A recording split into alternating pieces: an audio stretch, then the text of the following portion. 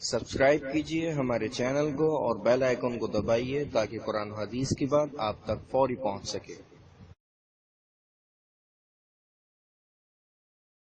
ऊंट, ऊंटनी, गाय, बैल, भैंस, भैंसा, यानी जो बड़े जानवर हैं 6 किस्म के, ऊंट, ऊंटनी, गाय, बैल, भैंस, भैंसा, ये 6 किस्म के जानवर हो गए।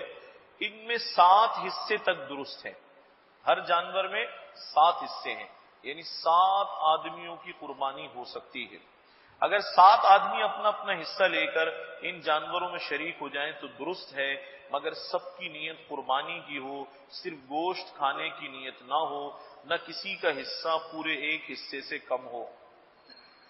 यानी 2 बातों की शर्त है। एक तो ये कि 7 आदमी बड़े जानवर में शरीक हो सकते हैं, लेकिन हर शख्स की नीयत कुर्बानी की हो।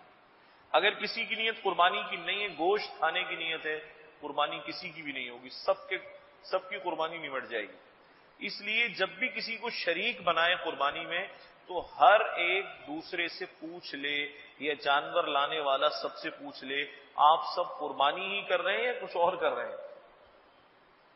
क्या पूछे? खैर से आपकी नीयत कुर्बानी की है ना, कोई और नीयत तो नहीं है।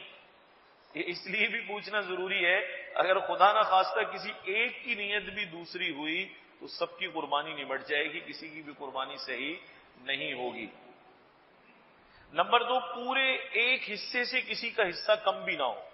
मसलन 6 आदमी तो कहते हैं भाई हमें आप एक एक हिस्सा दे दें, 7वें हिस्से में 2 आदमी आ जाते हैं, भाई 7वां हिस्सा आप हमें आधा आधा दे दें, तो ये भी सही नहीं है। एक हिस्सा एक आदमी का हो सकता है, एक हिस्सा 2 आदमियों का या ज्यादा का नहीं हो सकता।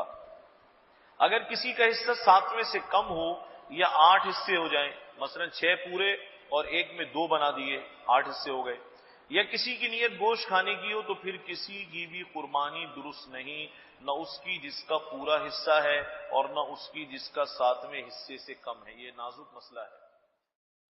उम्मीद है इस वीडियो को सदका जारी के तौर पर आप लोग जरूर लाइक और शेयर करेंगे, और मजीद पुरस्कार पहलुओं के बारे में जानने के लिए हमारे चैनल को सब्सक्राइब करें। या कुछ पूछना या जानना हो या कोई मशवरा हो, हमें जरूर कमेंट्स करें या ईमेल करें। इंशाल्लाह फिर मुलाकात होगी। अस्सलाम वालेकुम वरहमतुल्लाहि वबरकातुहू।